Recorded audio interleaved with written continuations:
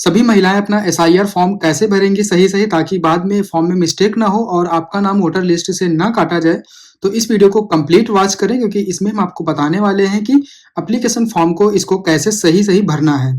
चलिए सबसे पहले यहाँ पर इस फॉर्म में आपसे बोला जा रहा है कि यहाँ पर आपकी जन्मतिथि बताई जा रही है। तो सबसे ऊपर कॉलम में आपको अपनी इसमें जन्मतिथि लिख देनी है।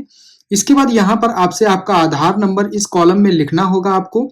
इसके बाद आपका मोबाइल नंबर यहाँ पर मांगा जा रहा है, देख सकते हैं ये मोबाइल नंबर का कॉलम है, तो यहाँ पर आपको मोबाइल नंबर एंटर करना होगा।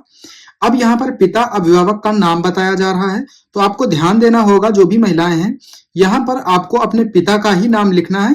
इसके बाद यहाँ पर पिता की आईपीआईसी संख्या यानी कि वोटर आईडी कार्ड नंबर, पिता का अगर वोटर आईडी कार्ड नंबर आपके पास है तो यहाँ पर आप उसे लिख सकते हैं, और वरना आप इसे छोड़ भी सकते हैं, यहाँ पर आप नहीं लिख सकते हैं। इसके बाद माता का नाम आपसे पूछा जा रहा है इस कॉलम में, तो यहाँ पर आपको ध्यान देना है कि माता का नाम कंपलसरी है, यहाँ पर लिखना आवश्यक है। इसके बाद माता की भी आईपीआईसी संख्या यानी वोटर आईडी कार्ड संख्या अगर आपके पास मौजूद है तो यहाँ पर आप अपनी माता की वोटर आईडी कार्ड संख्या लिख देंगे। इसके बाद यहाँ पर महिलाएं जो शादीशुदा महिलाएं हैं उन्हीं के लिए ये फॉर्म की जानकारी दी जा रही है, तो इसमें आपको अपने पति का नाम यहाँ पर लिखना आवश्यक है। इसके बाद अगर आपके पति का वोटर आईडी कार्ड संख्या उपलब्ध है आपके पास, आपको पता है, तो यहाँ पर लिख सकते हैं। और अगर आपको ये वोटर आईडी कार्ड संख्या किसी की भी नहीं पता है तो आप वोटर लिस्ट भी निकाल सकते हैं। इस पर भी हमारे चैनल पर आपको वीडियो मिल जाएगी कैसे निकालनी है कि आप 2003 की वोटर लिस्ट निकाल सकें और आप अपने माता पिता की वोटर आईडी कार्ड संख्या पता कर सकें। इसके बाद यहाँ पर जो नीचे दो कॉलम दिए गए हैं ये बहुत ही आवश्यक आपको समझना है कि इसमें आपको कौन सा कॉलम भरना है। इसमें अगर आप मिस्टेक कर देंगे तो आपका नाम सूची से कट भी सकता है। तो सबसे पहले यहाँ पर आप ध्यान देंगे, अगर आपका 2003 की वोटर लिस्ट में नाम था तो आप इस वाले कॉलम को भरेंगे। अगर आपका 2003 की वोटर लिस्ट में नाम नहीं था तो आपको इस वाले कॉलम को भरना है। इस वाले कॉलम में आपको भरना क्या क्या है तो ये समझ लेते हैं। सबसे पहले अगर आपका नाम 2003 की वोटर लिस्ट में था तो यहाँ पर आपको निर्वाचक का नाम, यहाँ पर सबसे पहले नाम इंटर करना होगा। यहाँ पर आपको अपना नाम लिखना होगा अगर आपका नाम सूची में था। उसके बाद आईपीआईसी संख्या, यहाँ पर आपको वोटर कार्ड संख्या यहाँ पर लिखनी है। इसके बाद संबंधी का नाम, यहाँ पर आपको अपने पिता का नाम ही लिखना होगा। इसके बाद संबंध में आपको पिता लिख देना है।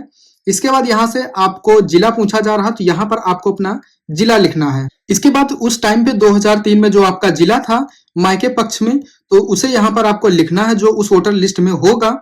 इसके बाद आपका 2003 की उसी वोटर लिस्ट में जो विधानसभा क्षेत्र लगता था उसे यहाँ पर लिखना है, और उसी वोटर लिस्ट को आपको चेक कर लेना है। उसी में वोटर लिस्ट में भाग संख्या लिखी होती है जो सबसे ऊपर ही लिखी होती है उसे लिखना है यहाँ पर, और यहाँ पर आपको अपने विधानसभा निर्वाचन क्षेत्र की संख्या लिखनी है। ये भी आपको आपकी वोटर लिस्ट में ही मिल जाएगी।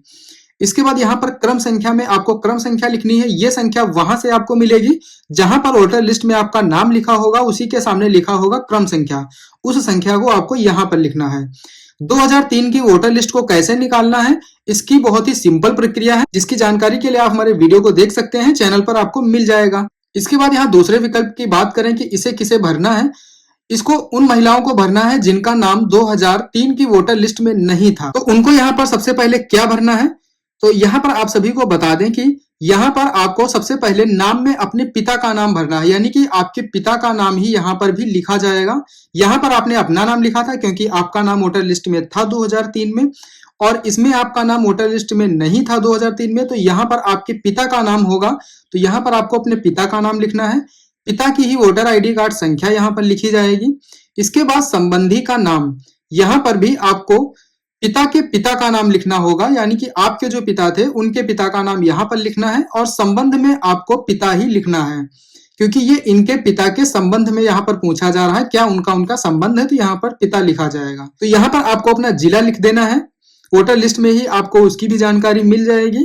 इसके बाद राज्य का नाम यहाँ पर लिखना है, और विधानसभा निर्वाचन क्षेत्र का नाम यहाँ पर लिखना है, और विधानसभा निर्वाचन क्षेत्र की लिस्ट में ही आपको ये संख्या भी मिलेगी, उसे यहाँ लिख देंगे, और भाग संख्या भी आपको उसी वोटर लिस्ट में मिलेगी, सबसे ऊपर ही लिखी होगी, उसे यहाँ लिखना है। और इस क्रम संख्या में उस संख्या को लिखा जाएगा जहां पर वोटर लिस्ट में आपके पिता का नाम होगा, उसके सामने जो संख्या दी होगी उस वाली संख्या को यहाँ पर आपको लिखना है। तो उम्मीद करते हैं आपको समझ में आया होगा कि इसमें कौन कौन से नाम लिखने हैं तो आपको एक बार फिर से हम बता दें, इस वाले कॉलम को आपको तभी भरना है जब आपका नाम 2003 की वोटर लिस्ट में हो। इसके बाद यहाँ पर आपको अपना अंगूठा या सिग्नेचर लगा देना है। इसके बाद इस फॉर्म को आपको बीएलओ को सबमिट कर देना है। इस काम को आपको 4 तारीख तक कंप्लीट करना है। उम्मीद करते हैं वीडियो पसंद आई हो। अगर वीडियो में कोई डाउट हो तो आप कमेंट बॉक्स में पूछें, आपको जवाब दिया जाएगा। और इसी प्रकार की वीडियोस के लिए चैनल को सब्सक्राइब करें। मिलते हैं अगली वीडियो में।